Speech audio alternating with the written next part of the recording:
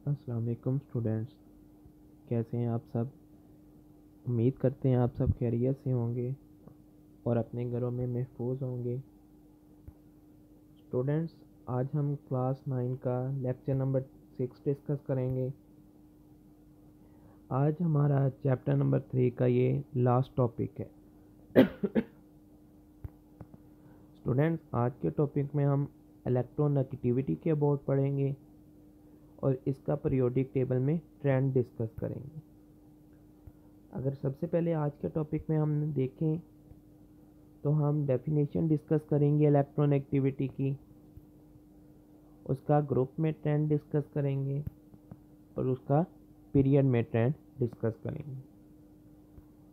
तो चलिए स्टूडेंट्स, आज का टॉपिक हम स्टार्ट करते हैं। इलेक्ट्रोनेगेटिविटी की डिफाइन को अगर हम देखें तो किसी भी मॉलिक्यूल में जो एक atom shared pair of electron को अपनी तरफ अट्रैक्ट करता है, उस अट्रैक्ट करने की एबिलिटी को इलेक्ट्रोनेगेटिविटी कहा जाता है। यानी अगर हम एग्जाम्पल के ज़रिए समझना चाहें तो हम कहते हैं कि ऑक्सीजन मॉलिक्यूल है, दो ऑक्सीजन एटम से मिलके बना हुआ है।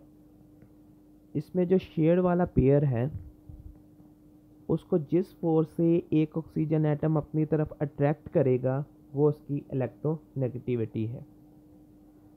तो इसकी डिफाइन को हम कैसे लिख सकते हैं? The ability of an atom to attract the shared pair of electron toward itself in a molecule is called electronegativity। अगर हम एग्जाम्पल देखें तो फ्लोरीन की इलेक्ट्रोनेगेटिविटी सबसे ज़्यादा होती है और उसकी वैल्यू है 4.0। इसी तरह ऑक्सीजन की इलेक्ट्रोनेगेटिविटी की वैल्यू है 3.4। इसी तरह क्लोरीन की इलेक्ट्रोनेगेटिविटी की वैल्यू है 3.2। हाइड्रोजन की इलेक्ट्रोनेगेटिविटी की वैल्यू है 2.2। इलेक्ट्रोनेगेटिविटी एक इम्पोर्टेंट प्रॉपर्टी है और मोस्ट इम्पोर्टेंट इसको तब समझा जाता है जब हम कोवलेंट बॉन्ड को डिस्कस कर रहे होते हैं। इलेक्ट्रोनेगेटिविटी का अगर हम ट्रेंड देखें तो इसका ट्रेंड बिल्कुल इलेक्ट्रॉन अफिनिटी और आयोनाइजेशन एनर्जी की तरह है।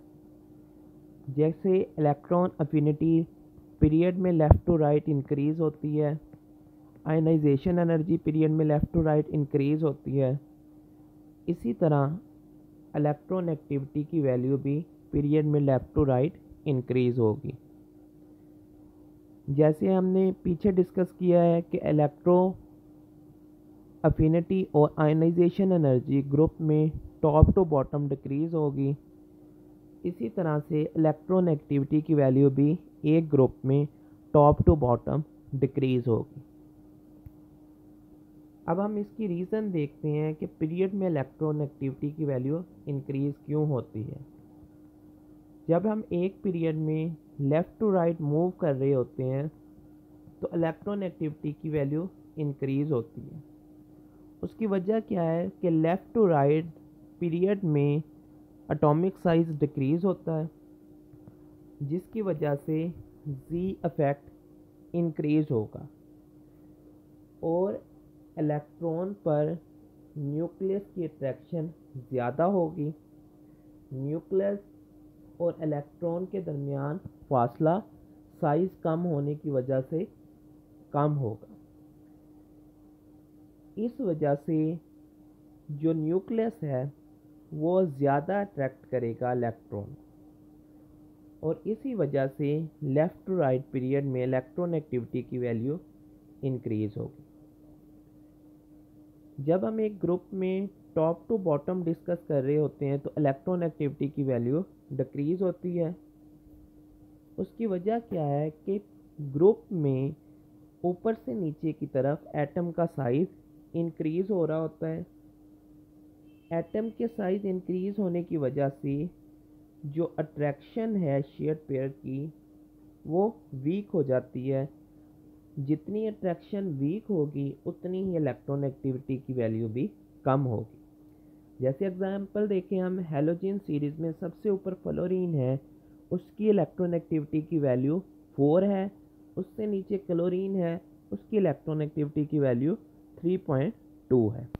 अब फ्लोरीन का साइज़ छोटा होने की वजह से अट्रैक्शन ज़्यादा है, इस वजह से उसकी इलेक्ट्रोनेगेटिविटी की वैल्यू भी ज़्यादा है। क्लोरीन का साइज़ फ्लोरीन की निस्बत बड़ा है, इस वजह से उसकी अट्रैक्शन जो शेड पेयर इलेक्ट्रॉन की है वो कमज़ोर है, जिसकी वजह से क्लोरीन की इलेक्ट्रोनेगेटिविटी की वैल्यू फ्लोरीन से कम है और क्लोरीन की इलेक्ट्रोनेगेटिविटी की वैल्यू है 3.2। यहाँ तक आज का हमारा टॉपिक कंप्लीट हुआ। आज का आपका होमवर्क है define electronegativity, right it stand in periodic table. ये आप लोगों ने लर्न करना है। रिटर्न वर्क में भी आप लोगों ने इलेक्ट्रोनेगेटिविटी की डिफाइन को लिखना है और उसका ट्रेंड लिखना है पीरियोडिक टेबल में, यानी trend in period and trend in group दोनों ही लिखने हैं विद रीज़न। कल को हम इस चैप्टर के MCQs को डिस्कस करेंगे। अपना ख्याल रखिएगा, दुआओं में याद रखिएगा। अल्लाह हाफिज़।